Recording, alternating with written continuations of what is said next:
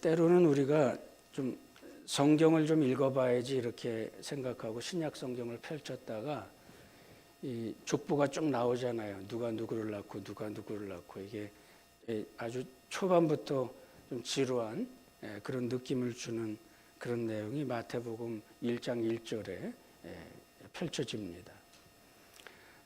이렇게 보면 지루한 내용일 수도 있는데 마태복음 신약 성경의 첫 권의 첫 장에 이 내용이 나오는 것은 아주 깊은 의미가 있습니다. 그걸 잘 이해하시면 아마 이 성경을 좀 더 실감 있게 이렇게 나누실 수 있고, 또 이 신약 성경에는 예수님의 어린 시절 탄생 기사를 다룬 그 복음서가 사복음서 그 중에 특별히 마태복음하고 누가복음만 예수님의 어린 시절을 이제 보여주는데, 그 마태복음하고 누가복음에만 예수님의 어린 시절과 족보가 나옵니다. 그런데 이 마태복음에서의 족보와 누가복음에서의 족보가 조금 달라요, 내용이. 그런데 이거를 입체적으로 잘 보시면 족보를 조금 더 잘 이해를 하실 수가 있고 그 뜻을 이해를 하기가 좋습니다. 오늘은 이 두 족보, 그러니까 누가복음에서 갖고 있는 그 관점이 있어요. 그것을 가지고 마태복음을 조명을 해보면서, 그러면서 이 두 가지 중에서 더 중요하게 이 의미를 이해할 때 필요한 게 히브리서 11장에 많은 믿음의 영웅들이 나오거든요. 그 내용을 이렇게 함께 입체적으로 이렇게 보시면 이제 그 깊은 뜻이 어떤 것인지, 그리고 그것이 우리들에게 주는 강력한 메시지가 어떤 것인지 이해를 하실 수가 있을 겁니다. 오늘부터 이제 3월 첫 주서부터 신약 성경이 이제 새로 시작이 되는 거니까 관심 있으신 분들은 우리 구역 예배 공과가 지금 우리 그 교회 폴더에 들어가 있으니까 여러분들이 한번 보시고 미리 보시고 이렇게 공부를 해두시면 도움이 많이 될 겁니다. 그러면 간단하게 말씀을 이제 제가 드리겠습니다. 마태복음 족보 이전에 누가복음 족보를 한번 우리가 이제 보게 될 텐데, 누가복음에서의 이 족보는 예수님으로부터 시작해서 이제 마태복음에서는 아브라함으로부터 시작해서 예수님까지 내려오는데, 누가복음에서의 족보는 예수님으로부터 시작해서 하나님까지 올라갑니다. 방향이 반대로 올라가요. 근데 그 방향이 반대로 올라가면서 하나님까지 가는데, 하나님 다음에 아담 다음에 셋이 나옵니다. 그러니까 하나님과 아담의 아들로 셋으로 연결되는 거는 이제 창세기 4장하고 5장에서 아담의 족보를 이제 우리가 볼 때 그때 그 시각을 우리가 좀 잘 유지를 해야 됩니다. 뭐냐면 4장 25절 26절 창세기에 여기를 보면, 아담이 자기 아내와 동침함에 그가 아들을 낳아 그의 이름을 셋이라 하였으니 이는 하나님이 내게 가인이 죽인 아벨 대신에 다른 씨를 주셨다 하며, 셋도 아들을 낳고 그의 이름을 에노스라 하였으며 그때의 사람들이 비로소 여호와의 이름을 불렀더라. 그리고 이제 5장 3절 5절에 보면 이 말이 있어요. 아담은 130세에 자기 모양 곧 자기의 형상과 같은 아들을 낳아 이름을 셋이라 하였고, 아담은 셋을 낳은 후 800년을 지내며 자녀들을 낳았으며 그는 930세를 살고 죽었더라. 그러니까 아담은 셋을 낳은 후에 800년을 지내면서 자녀를 낳았다 그랬어요. 그리고 930세에 죽었더라. 아담이 거의 900세가 될 때까지 자녀를 낳았어요. 그런데 그 자녀 중에서 오직 셋만이 아담의 아들로 기록이 되고, 그 셋이 기록이 될 때 그 동기가 뭐냐면, 그 이유와 근거가 이때에 비로소 사람들이 여호와의 이름을 불렀더라. 그러니까 이것이 히브리서 11장 7절에 가면 노아의 이야기를 소개하면서 하는 단어가 하나 있는데, 의의 상속자라는 말을 합니다. 이 말은 무슨 말이냐면, 아담의 계보가 하나님께서 주신 믿음을 승계한 사람들, 믿음의 은혜를 따르고 믿음의 결단과 믿음의 행동을 하는 그런 사람을 선택을 해서 아담이 셋을 낳았다, 이렇게 표현을 하는 겁니다. 그러니까 누가복음에서의 족보에서 하나님까지 가는 이 족보가 하나님, 아담, 셋, 에노스로 연결이 되는 것을 보면, 예수님의 족보는 무엇을 따르느냐 하면 하나님으로부터 시작되어서 내려오는 믿음의 계보를 따르는 거예요. 의의 상속자들의 계보입니다. 그러니까 이 내용을 이제 이 관점을 가지시고 마태복음의 족보를 우리가 이제 보는 거예요. 그 마태복음의 족보에서 우리가 중요하게 생각해야 될 거는, 마태복음에 나오는 여러 여인들이 있습니다. 그런데 어떤 분들은 이런 이야기를 하는 분들이 계세요. 예수님의 족보에 직업 여성들이 등장을 한다. 또 간음한 사실이 등장을 하고 있다. 그러니까 예수님의 족보에도 이렇게 죄 많은 사람들을 등장시켰다, 이렇게 생각들을 하고 말하시는 분들이 있는데 굉장히 위험한 생각입니다. 가닥 잘못하면 우리가 이 세상에 어떤 부류의 사람들을 차별하는 게 될 수도 있고, 또 혐오 감정들을 이렇게 부추기는 그런 일들이 될 수 있기 때문에 그런 시각들은 아주 조심을 해야 되고, 맞질 않습니다. 왜냐하면 하나님 앞에서 우리는 다 죄인들이에요. 누가 좋고 나쁘고, 누가 더 좋고 누가 덜 좋고, 누가 의인이고 누가 죄가 많고, 의인이라는 말은 예수를 믿고 하나님을 믿는다는 뜻이지, 아브라함이 하나님을 믿으며 이것을 그의 의로 여기셨다는 그 원칙이, 이신득의 원칙이 그 모든 성경에 적용이 되고 있는 거기 때문에, 거기다가 대고 무슨 죄가 많은 사람이 이 속에 있었다, 이렇게 해갖고는 큰일 납니다. 중요한 거는 그런 사람들이 등장을 했다는 게 중요한 게 아니라, 그런 어떤 환경에 있는 사람들, 그런 사람들이 믿음으로 행동했다는 게 중요한 거예요. 그리고 그 믿음의 삶을 살았다는 게 중요한 겁니다. 그래서 하나님 그 계보 가운데 등장하는 모든 이 사람들은 믿음으로 자기의 삶을 하나님께 던진 사람들이에요. 이 모습이, 이 포메이션이 어디에 등장하느냐면 히브리서 11장에 나오는 내용들입니다.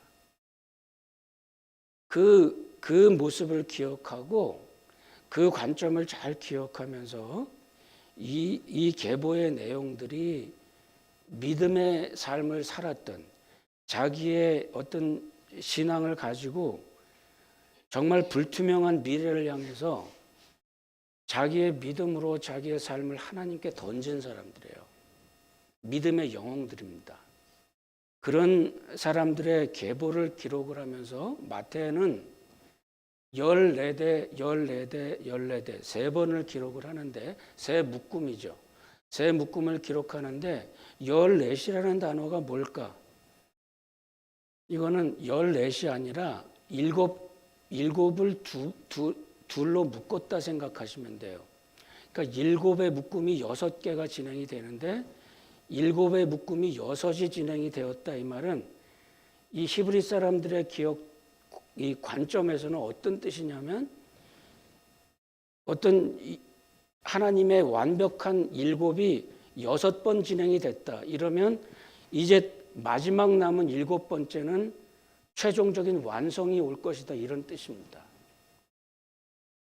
바로 거기에 어떤 것이 배치가 되느냐면 예수님의 탄생이 나오는 거예요.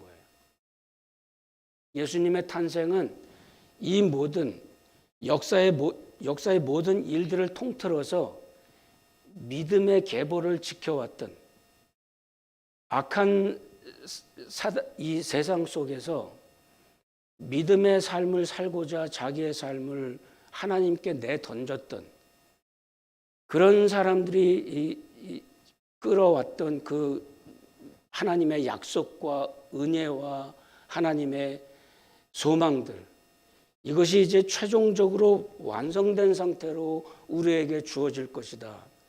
아주 이런 강력한 메시지가 이 마태가 지금 7 묶음을 기록하고 있는 아주 중요한 이유입니다. 그러면 우리가 주목해야 될 건 그겁니다. 그러면 여기서 우리에게 완성된 것이 무엇인가? 그토록 하나님께서 수천 년 동안 창세 이후로부터 하나님의 선택하신 백성들을 통해서 그 간에 그 사람들 속에는 왕도 있었고 그 사람들 속에는 직업 여성도 있었습니다. 그 사람들 속에는 간음한 사람도 있었고 그 사람들 속에는 사람들에게 손가락질 받고 차별받는 사람들도 있었습니다. 그런 사람들을 통해서 신라처럼 내려왔던 그 하나님의 은혜는 과연 우리들에게 어떻게 보여질 것인가? 우리들이 지금 그 완성을 어떻게 경험하고 있는 것인가?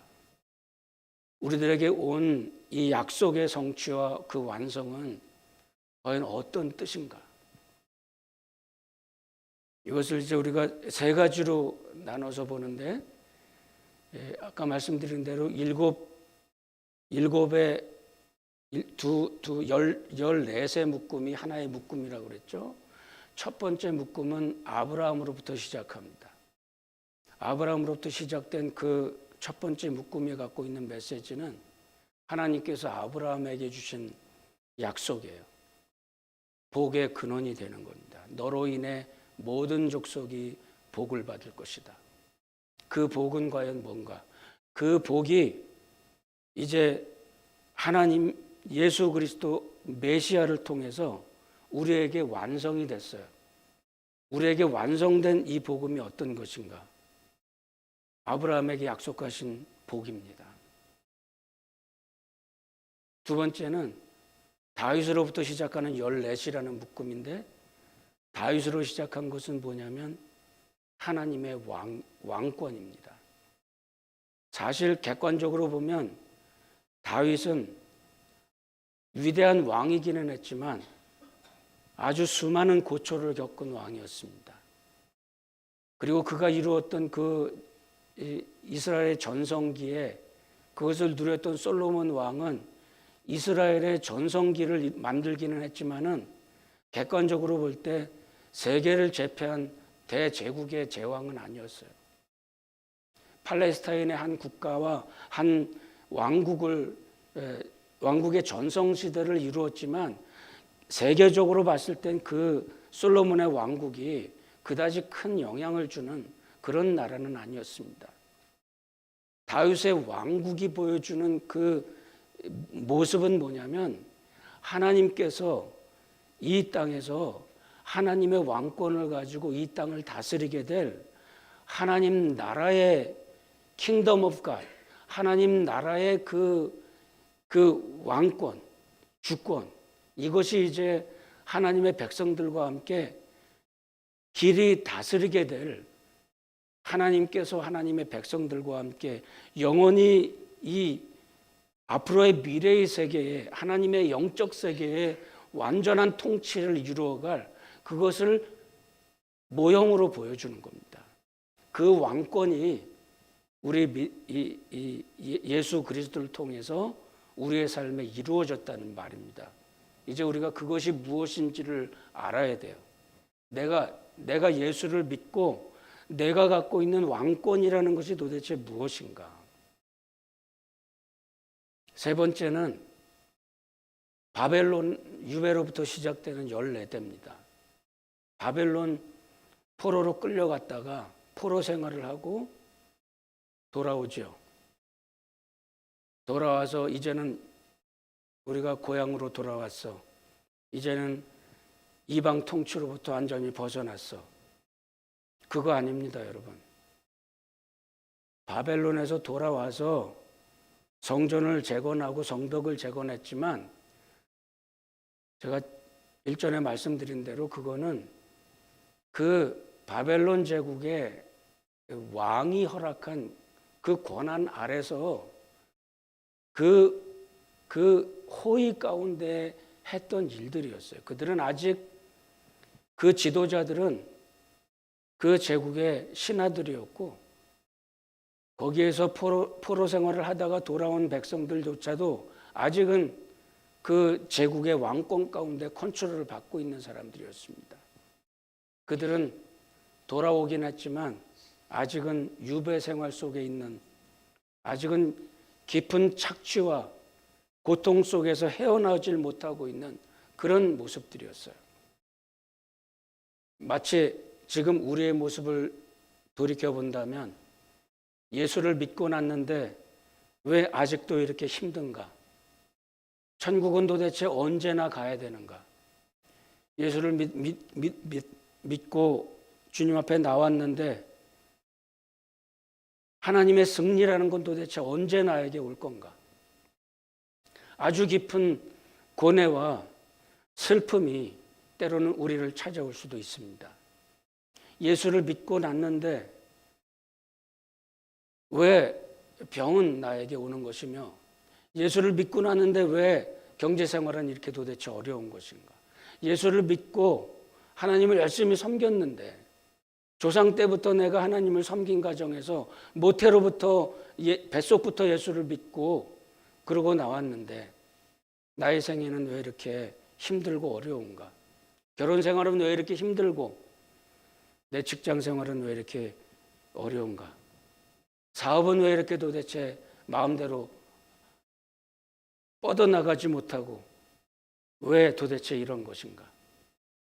내 마음에는 도대체 왜 이런 평화가 없는가? 우리는 아직도 이런 고민 속에 있습니다. 그런 고뇌가 아직도 우리를 떠나지 않고 있어요. 때로는 잘 되는 것 같고 자식들도 잘 살고 나도 생활에 뭐 특별히 문제가 없고 그런데 왜 마음 한구 속에 이 허전함은 도대체 무엇이며 불안한 것은 도대체 언제 나에게서 떠날 것인가? 고민들이 많이 있죠. 회의가 찾아옵니다. 제가 오래전에 봤던 책인데 도움이 될 것 같아서 우리 교회 공유 폴더에다가 올려놓은 책이 있습니다. 회의하는 용기. 회의라는 말은 의심한다는 뜻입니다. 하나님을 향해서 의심해보는 용기, 이런 뜻이에요. 하나님을 향해서 의심해보고 정말 은혜는 있는, 정말 하나님의 구원은 우리들에게 있는 것인가? 오스 기니스라고 하는 아주 유명한 기독교 변론가입니다. 굉장히 중요한 핵심들을 이렇게 다루어서 하고 있는데, 기록하고 있는데 관심 있으신 분들 꼭 한번 읽어보시기를 추천드립니다. 회의, 의심병에 들게 하는 7가지 요소 세트가 있어요. 그게 뭐냐면 첫 번째는 망각, 하나님의 은혜가 무엇인지를 잊어버리고 감사를 잊어버릴 때 우리는 아주 깊은 회의 속에 들어갑니다. 깊은 의심의 골짜기에 들어가요. 나의 신앙생활에 언젠가부터 감사가 사라졌다 생각이 들면 여러분 이미 그 루틴 속에 있다고 생각하면 됩니다. 두 번째는 초점을 잃었어요. 잘못된 하나님에 대한 잘못된 생각을 내가 놓지 않고 있다는 겁니다. 저도 많이 공감을 하고 있는데 여기에서 C.S. 루이스라고 하는 기독교 사상가의 말이 인용이 되고 있는데 핵심을 말씀드리면 뭐냐면 예수를 우리가 믿을 때 하나님에 대한 나름대로의 자기의 생각을 갖고 있습니다. 하나님은 이럴 것이다. 그런데 중요한 거는 우리가 갖고 있는 그 하나님에 대한 생각이 성경이 말하는 하나님과 전혀 같지 않다는 겁니다. 그러면서 우리는 끝까지 이걸 고집을 해요. 하나님의 본래의 모습은 그게 아닌데 우리는 이걸 고집하면서 신앙적인 투쟁이 일어납니다. C.S. 루이스는 그런 말을 합니다. 그런 일이 일어날 때 하나님이 하시는 행동은 뭐냐면 하나님은 아주 철저한 우상 파괴자라는 말입니다. 그 모습을 용납하지 않으신다는 말이에요. 하나님이. 우리가 잘못 생각하고 있는 하나님을 철저히 깨부숩니다. 그때 일어나는 일이 뭐예요? 고생하는 일입니다. 말씀이 우리들에게 인격화될 때 우리들이 힘이 들어요. 우리의 모난 모습들을 하나님이 깎아내려갈 때 얼마나 힘들겠어요, 여러분. 그 말씀이 우리들에게 인격화되어 나갈 때 얼마나 심하겠습니까? 그러나 하나님은 너무나 분명해요. 나 외에 다른 신을 두지 마라. 나는 열심히 하나님을 향해 너무 열심히 한다고 그러는데 하나님하고 맞지 않아요. 하나님께서 우리의 마음에 우상 숭배를 깨트려 나가실 때 우리는 힘이 들어요. 그리고 깊은 회의 속에 들어갈 수도 있습니다. 마음고생을 하는 거죠. 세 번째는 약한 기초에서 회의가 찾아옵니다. 하나님을 향해서 끝없이 질문을 던지고 공부를 하고 마음에 이 의심이나 의구심들, 퀘션들이 해결이 될 때까지 질문을 해야 돼요. 그거 안 하고 그저 대충 되겠지, 그저 믿으면 되겠지. 그저 믿어야죠. 그저 믿어야죠. 의심하지 말고 그저 믿어야죠. 그런 거 아닙니다, 여러분. 끝까지 의심을 하고 끝까지 퀘션을 해야 돼요. 그리고 구원이 뭔가, 죄가 뭔가, 내 속에 갈등이 뭔가, 인성이 도대체 뭔가, 하나님이 도대체 어떤 분인가, 끝까지 퀘션을 하고 그리고 추구하고 탐구해야 됩니다. 그게 되지 않으면 조그마한 의심과 조그마한 어려움과 조그마한 퀘션에, 세상의 조그마한 질문에 맥없이 무너져 내리는 거예요. 그리고 되지도 않는 의심을 내놓고 깊은 낙심의 구렁텅이로 빠지는 겁니다. 그러지 마세요. 끝까지 질문하고 끝까지 퀘션을 해야 됩니다. 거기는 왕도가 없습니다, 여러분. 왕도가 없어요. 목사가 주는 간단한 답 그런 거 없습니다. 끝까지 물어야 돼요. 필요할 때는 토의도 하고 필요할 때는 바보 같은 질문도 하고 책도 보고 성경도 보고 그러면서 우리는 단단한 기초 위에 집을 지어나갈 수 있는 겁니다. 네 번째는 헌신 부족에서 회의가 옵니다. 믿음이 이것이야 이렇게 결정이 되면 내던져야 돼요. 때로는 그게 필요합니다. 그런데 우물쭈물하고 하지 못하고 헌신하지 못하고 내 것 챙기려고 하고 자존심 챙기려고 하고 체면 차리려고 할 때, 그럴 때 나도 모르는 사이에 점점 자기 변명이 늘어갑니다. 그거는 사단이 가장 좋아하는, 우리를 의심의 구렁텅이로 몰아가는 아주 중요한 최고의 포석이에요. 거기에 말려들어서는 안 됩니다. 헌신할 때는 헌신을 하세요. 기도해야 될 때는 기도하시고, 성경을 읽어야 될 때는 성경을 읽으세요. 묵상이 필요할 때는 묵상을 하고, 교회에서 누군가를 위해서 내가 도와야 돼 할 때는 나가서 하고, 그저 몸을 던지듯이 해야 됩니다. 그러고 나서 경험하는 하나님의 은혜가 있어요. 너무 재고 따지지 마세요. 다섯 번째는 성장 부족에서, 성장이 되지를 않아서 회의가 찾아옵니다. 여섯 번째는 사나운 감정, 뭔가 상한 마음, 이것이 앙금처럼 남아있으면서 끊임없이 일어나요. 잔잔한 물에 가라앉았던 진흙 가루들이 조금만 휘저으면 그냥 탁한 물을 만드는 것처럼, 그저 옆에서 조금만 찔러대면 그냥 자존심 상하고 펄펄 뛰고 입술 파르르 떨고, 도대체 어떻게 해볼 수가 없어요. 마음속에 그런 사나운 감정들이 남아있을 때는 예수를 오래 믿었어요? 기도를 많이 해서 소용없습니다, 여러분. 그저 조금만 옆에서 찔러대면 그냥 파르륵 하고 나오는 거예요. 사단은 그걸 끝까지 붙잡고 사용합니다. 그거 해결해야 돼요. 어떻게 할 수 없습니다. 일곱 번째는 숨은 갈등에서 오는 회의가 있어요.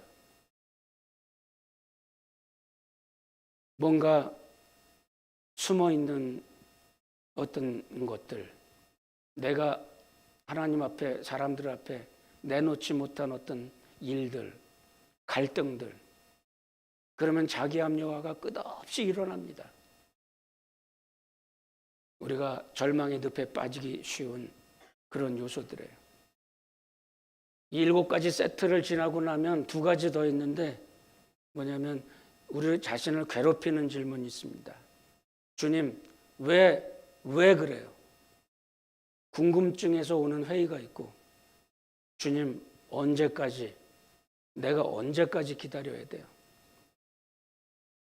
이 9가지의 아주 세트를 이루고 있는 이 의심의 구렁텅이들, 이 의심의 매듭들, 때로는 이것이 하나 둘 복합적으로 얽히면서 우리의 신앙을 완전히 얽힌 실타래처럼 만들어버리고 헤어나오지를 못하게 만들어요.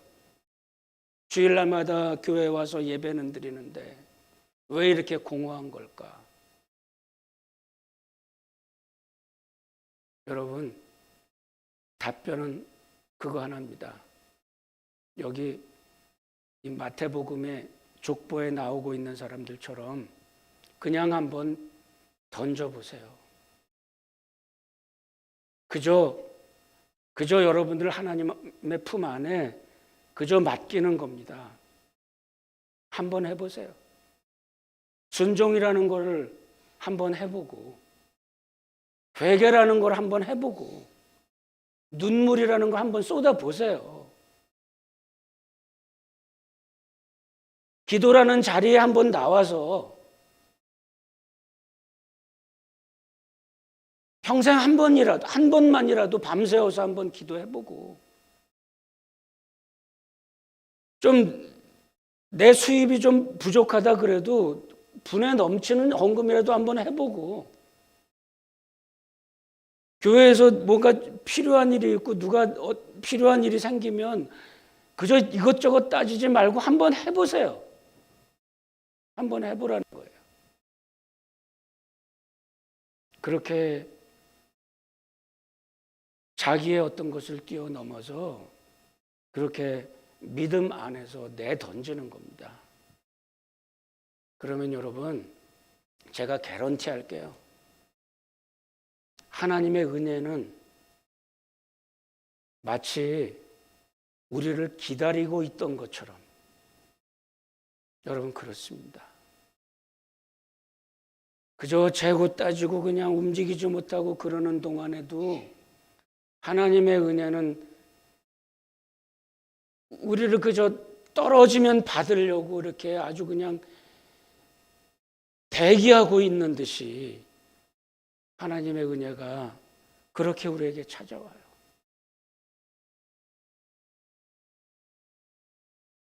그래서 지금은 기다리는 때라고 얘기하는 겁니다.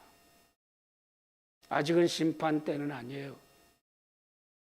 심판자가 문 앞에 와 있느니라 그렇지만 아직은 그때는 아니에요. 문은 아직 닫히지 않았어요, 여러분. 보라 지금은 구원의 날이요, 보라 지금은 은혜 받을 만한 때라. 믿습니까? 아직은 그때는 아니에요.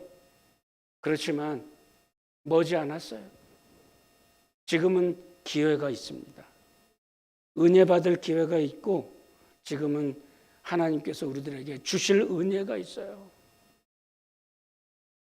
그것이 뭐냐면 세 가지인데 시간이 많이 지나서 제가 간단히 말씀드리고 말씀을 마칠게요. 첫 번째는 아브라함을 통해서 약속하신 것, 복이라는 것은 성령입니다.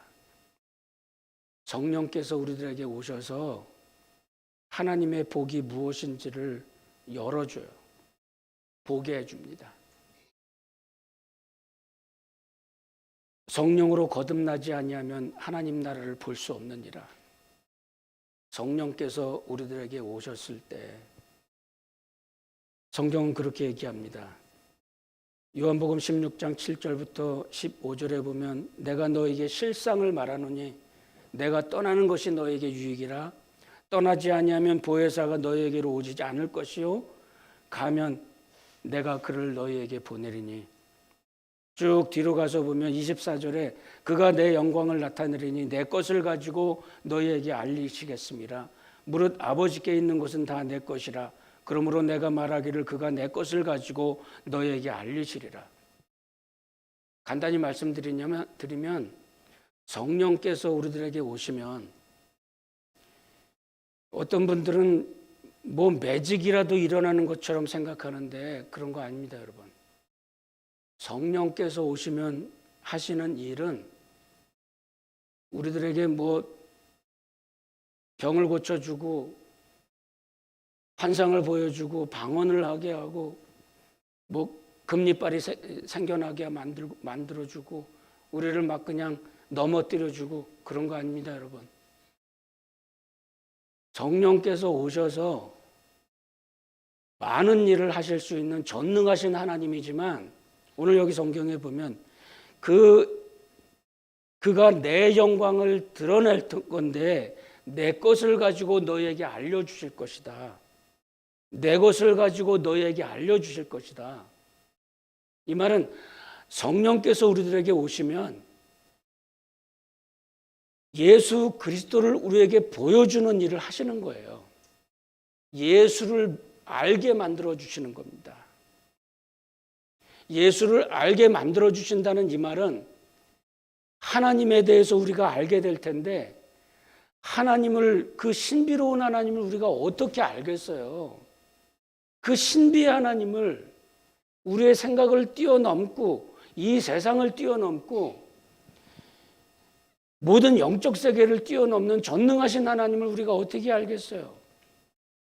내가 하나님을 안다는 것은 하나님이 내가 이해하는 말로 하셔야 되고 하나님이 내가 볼 수 있는 모습으로 나타나야 하나님을 우리가 이해를 하는 건데 그 하나님이 우리가 이해할 수 있는 하나님의 모습으로 이 땅에 오신 분이 예수 그리스도예요. 예수 이외에는 하나님을 알 방법이 그래서 없는 겁니다. 예수께서 이 땅에 오셔서 우리들에게 하나님을 보이셨어요. 말씀이 육신이 되어 우리 가운데 태초에 말씀이 계시니라. 이 말씀이 하나님과 함께 계셨으니 말씀은 곧 하나님이시라. 그 말씀이 육신이 되어 우리 가운데 거하심에 우리가 그 영광을 보니 아버지의 독생자의 영광이요 은혜와 진리가 충만하더라. 그 말씀이 육신이 되어 우리들의 내가 알 수 있는 하나님으로 보이신 하나님, 그 하나님을 통해서 우리는 하나님을 아는 거고, 그 하나님 예수 그리스도라는 채널을 통해서 하나님을 보게 되는 거고, 성령께서 그것을 열어주시고 성령께서 우리를 인도해 나가시고, 그렇게 했을 때에 우리들에게 무엇이 찾아오느냐 하면 오직 성령이 너에게 임하시면 너희가 권능을 받고 예루살렘과 온 유대와 사마리아와 땅끝까지 이르러 내 증인이 되리라. 위트니스. 이 히브리서 11장 1절에서 이야기하고 믿음은 바라는 것들의 실상이요 보지 못하는 것들의 증거니, 바라는 것들의 실상은 이거는 객관적인 객체라는 말입니다. 실체라는 뜻이에요. 우리가 바라는 믿음이 마치 머터리얼처럼 우리에게 만져지듯이 우리들에게 오신, 우리들이 그것을 우리가 믿는 바를 만지듯이 깨닫게 해주시는 분이 성령 하나님이에요. 그 믿음의 세계에 들어갈 수 있기 위해서는 하나님 앞에 내던져야 돼요. 여러분, 주저하지 마세요. 그러지 마세요. 하나님께서 부르시면 그저 나가세요. 하나님께서 요구하시면 그저 한번 해보세요. 하나님의 은혜가 마치 떨어지는 과일을 받으려고 두 손 가까이 대고 있는 그 손처럼 하나님의 은혜가 너무 가까이 와 있어요. 하나님의 말씀, 여호와의 말씀이 먼 곳에 있는 것이 아니라 너희 가까이 와 있느니라. 여러분 가까이에 성령께서 와 계시고 성령께서 우리 가운데 함께 하시고 그 성령께서 우리 속에 있을 때 우리에게 그 권세가 우리들에게 옵니다. 예수 그리스도의 권세, 그 이름의 능력, 하늘과 땅의 모든 권세를 내게 주셨으니 그 권세가 무엇인지 우리가 명령하면 사단의 세력이 벌벌 떨고 예수 이름으로 전진할 때 이 세상의 견고한 진이 무너져 내리고 예수 그리스도의 이름으로 전진할 때 죽었던 영혼들이 살아나고 에스겔 골짜기에 마른 뼈들이 일어나는 역사가 여러분들의 눈앞에서 펼쳐질 거예요. 여러분 믿으세요. 우리가 하나님 앞에 나의 삶을 믿음으로 주님 앞에 맡길 때 기적은 일어납니다. 지금 유배 기간처럼 느껴져요? 그렇지 않습니다. 그건 끝났어요. 이미 예수 그리스도께서 오심으로 7번째의 족보가 시작되면서 다 이루어지고 끝났습니다. 십자가상에서 다 이뤘다 말씀하실 때 다 끝났어요. 권세는 우리들에게 왔고 그 능력은 우리들에게 이미 있으며 부활의 능력은 이미 우리들 가운데 존재하고 활활 타오르고 있습니다. 생명의 능력이 일어나고 있어요. 우리들의 삶의 유배기간 같아요. 아니에요, 여러분. 유배기간 아닙니다. 끝났습니다. 그 느낌을 사탄은 끝까지 우리들에게 주고 끝까지 우리를 붙잡고 있으려고 해요. 우는 사자처럼 덤벼들고 우리를 놓지 않으려고 합니다. 거짓말입니다. 끝났어요. 십자가 안에서 다 끝났습니다. 예수 안에서 승리하고 자유가 우리들에게 올 거예요. 때로는 그 모습이 물질적으로 잘 되는 게 아닐 수도 있습니다. 히브리서 11장에 오늘 제가 말씀은 다 드리지 못해도 때로는 부활의 능력을 알기 위해서 그 어려운 고문당하는 것을 그대로 당했고 그 숱한 어려움들을 겪어나가고 너무나 처절해요. 너무나 힘들어요. 이것을 내가 말하려면 시간이 부족하다. 그들은 믿음으로 나라를 이기기도 하며 의를 행하기도 하며 약속을 받기도 하며 사자들의 입을 막기도 하며 불의 세력을 멸하기도 하며 칼날을 피하기도 하며 연약한 가운데서 강하게 되기도 하며 전쟁에 용감하게 되어 이방 사람들의 진을 물리치기도 하고 여자들은 자기의 죽은 자들을 부활로 받아들이기도 하며. 그런데 다 그렇게 좋은 거는 아니에요.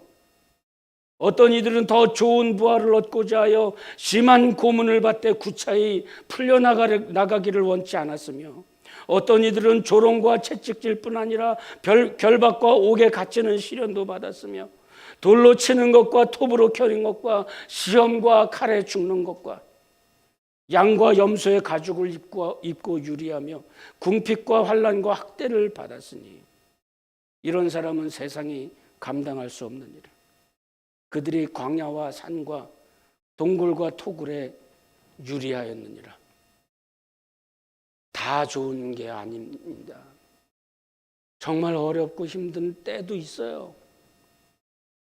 그러나 그 속에 믿음의 은혜가 있고, 이는 하나님이 우리를 위하여 더 좋은 것을 예비하셨은즉 우리가 아니면 그들로 온전함을 이루지 못하게 함이라. 그 더 좋은 것을 바라게 할 수 있고, 그것이 믿어져서 그것 때문에 승리할 수 있는 그 능력과 그 확신. 여러분들이 이 믿음을 가지고 모든 여러분들의 삶에 하나님의 승리를 경험할 수 있기 바랍니다. 우리 말씀 생각하시면서 찬송하십시다.